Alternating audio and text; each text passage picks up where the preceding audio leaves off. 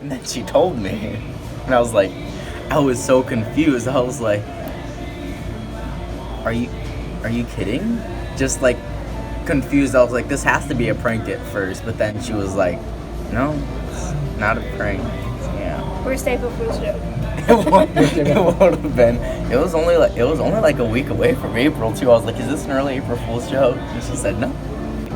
It was over call. That's how I found out. Yeah. I see. Do you remember how she phrased it? Nope, not at all. Probably badly. Probably.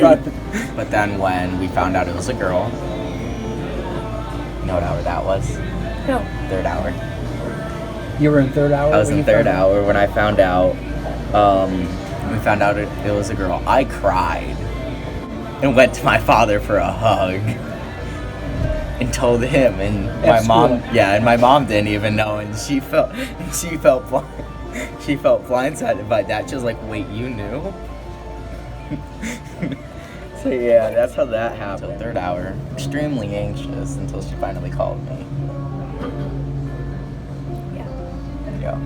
She said it's a girl. That's all she said. The last couple weeks, accelerations and decelerations of the heart, she wasn't getting them properly, so she had to get non-stress tests at South Lake Methodist twice a week. She only did that for a week and a half, and then she got admitted overnight because they thought she could be a stillborn, and it ended up not happening. And then they said, you know what, you're like 2 days away from being able to get a C-section. We're just gonna go ahead and do it.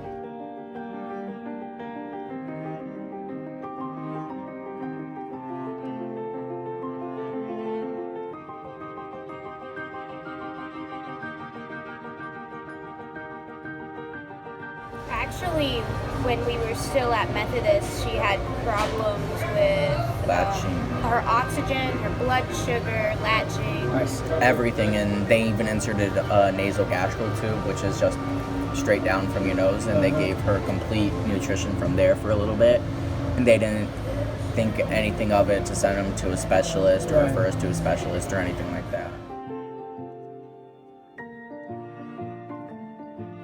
Everybody was on bypass except for Peyton-Manning.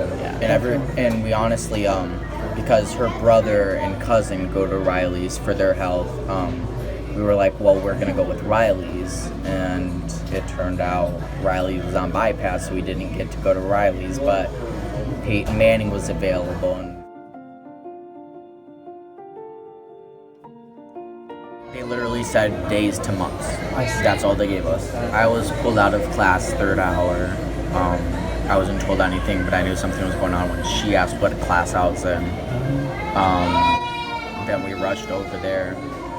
We honestly thought she was going to die that night. She stayed with us till it was nice and sunny out, and our pastor was saying a prayer. She just...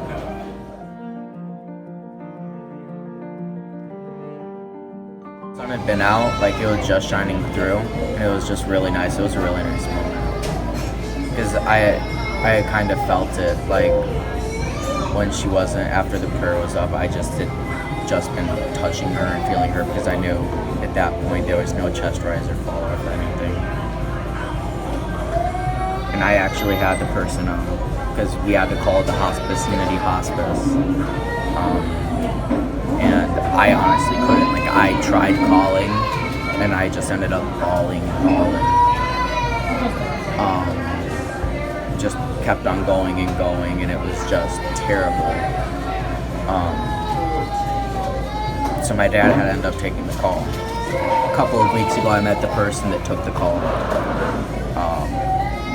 And she remembered my name. She remembered Lily's name. She remembered what day it was.